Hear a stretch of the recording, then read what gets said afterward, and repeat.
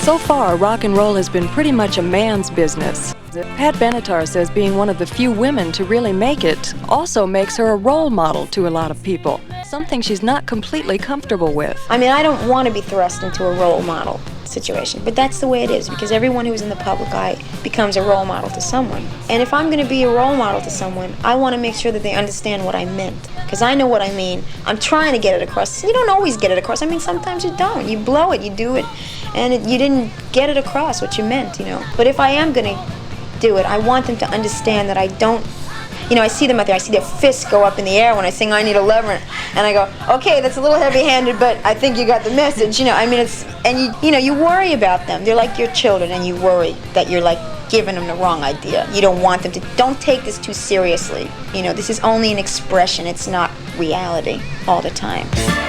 All this success, phenomenal success, and after only 3 albums, what's it done to your regular life? Any changes? There are things that change in your life, like all of a sudden you have to do interviews. You have to do interviews. You have to like bare feelings and bare your soul to people. Every time you do one, I think you give a bit of yourself away, and it doesn't ever come back. Because it's like a vulnerable thing. You want to answer honestly, but then you're like really afraid, because you say, if I answer this question like this, and then people know that I'm being honest and they don't like it, then they won't like me anymore. It's just like being a kid again.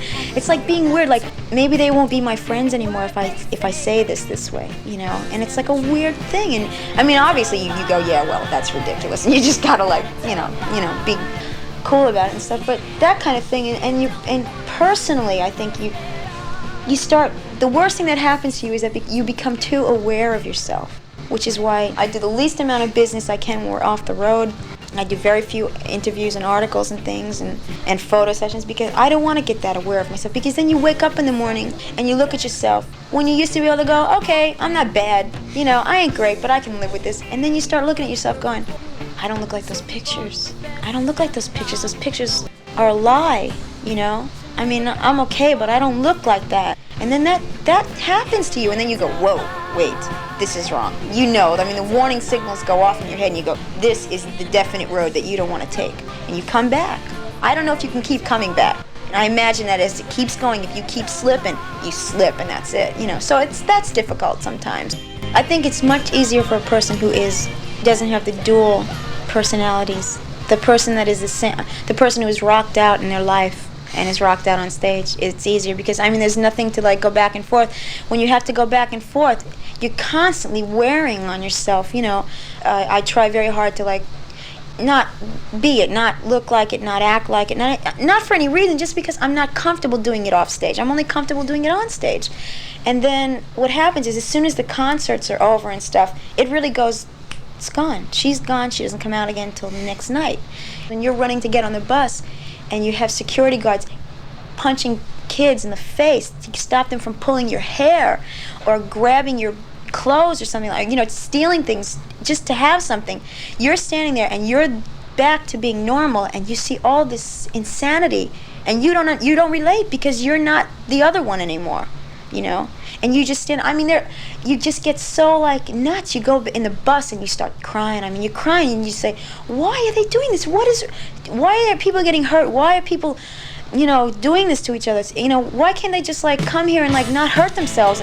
And because you don't understand. The other one would be out there going, yeah, you know, great, this is wonderful, I'll sign 1 million autographs. But when you come back down, the other person has no idea. It's like being, like having amnesia. It's a fantasy for me too. That's the thing about it. And I don't want my fantasy taken away from me, you know, because I never was one of those girls, you know. It's like a strange thing being a woman. It's such a terrible thing to be female these days, because in the old days it was okay to want to be beautiful and want to be, you know, adored by men and things like that. And now it's just for myself, it's not a cool thing. You know, I mean, it is. It's a compliment, but I don't want to be taken on those terms. I want to be taken on, I have brains. You know, I'm not a moron. You know, just because I do rock and roll doesn't mean I have a 20-word vocabulary and things like that. And I have brains in anything that I do. Once you got back to New York City, were you an immediate overnight success, or was there more struggling for a while? I'd say just before I did go to Catch, there was like maybe 4 weeks of trying to get unemployment and things like that, too. You know, because you couldn't get a gig or you couldn't work. and my husband at the time trying to find a job, and I'm talking and borrowing money from like a very bad feeling.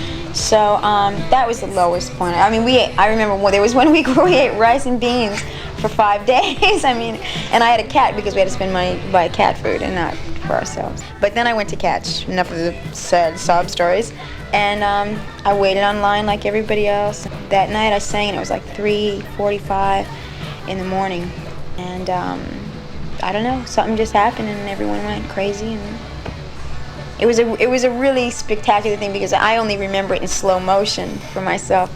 And I remember being so afraid. Oh, you would have loved the outfit I wore too. Boy, what a great outfit.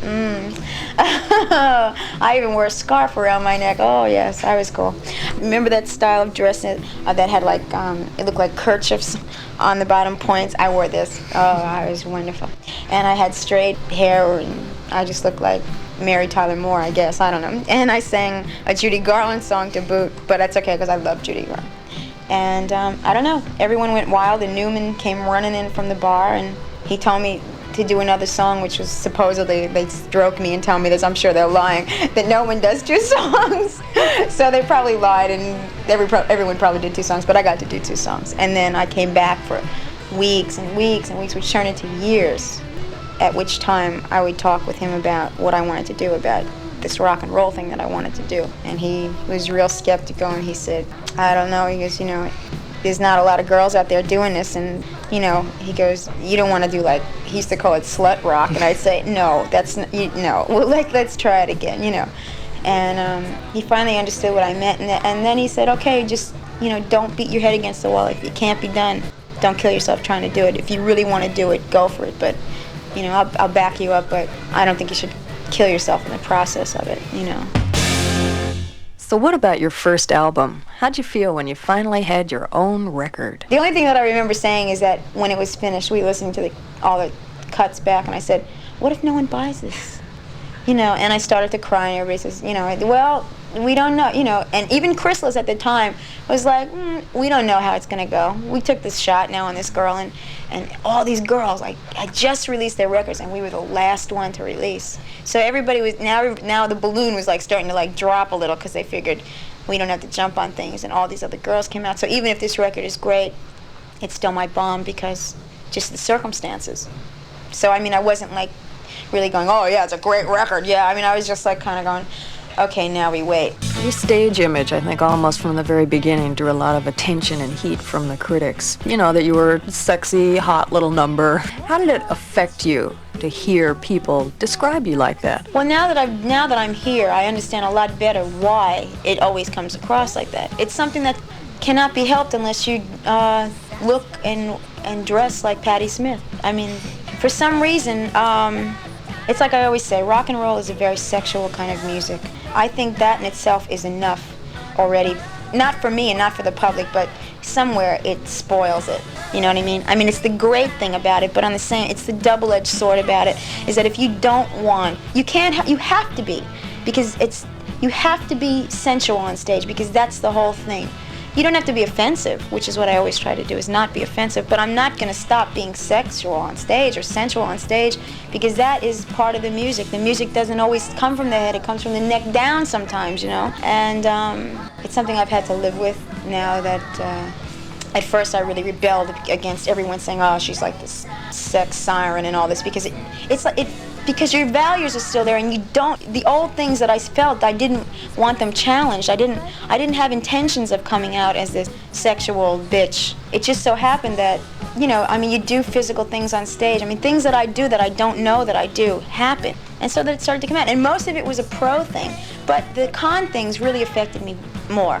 I didn't like being like criticized because of it. So what I did is, because I wanted to have my scruples, I regressed and went back and tried to cut it off entirely and just be totally androgynous. This doesn't work. It doesn't work for what I do. That's what they came to see. They came to hear it, they came to see it, and that's what I am. I was not a pretty girl in school. I didn't have like great clothes. I didn't have like beauty queen titles. And I mean, I'm a small girl and I'm not like a beautiful girl. And it was never anything that was important to me. I didn't care about it. I always had boyfriends, so it wasn't like a big thing to me to be beautiful. And when someone called me that in a newspaper, that was like a funny thing. I laughed. I thought it was pretty funny. Now it's something, I mean, now you can't like go around telling everybody, oh, I know I'm not cute. You know, I mean, you have to like go, okay. All right, so the ugly duckling like went into a swan, and now here we are. And you have to. It's not something I'm comfortable with. I can play the part on stage. It's only in my life that it's difficult for me. The one who's on stage has no trouble dealing with, reporters that go, yeah, well, I mean, what is she selling up there?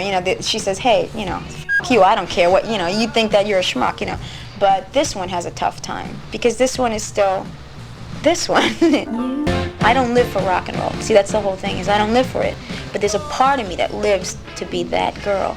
And I don't want that taken away, Because that's how come I can go home and like clean the bathroom floor and not be like screwed up. Because I get to go on stage maybe 90 times a year and do that, So it keeps me adjusted better.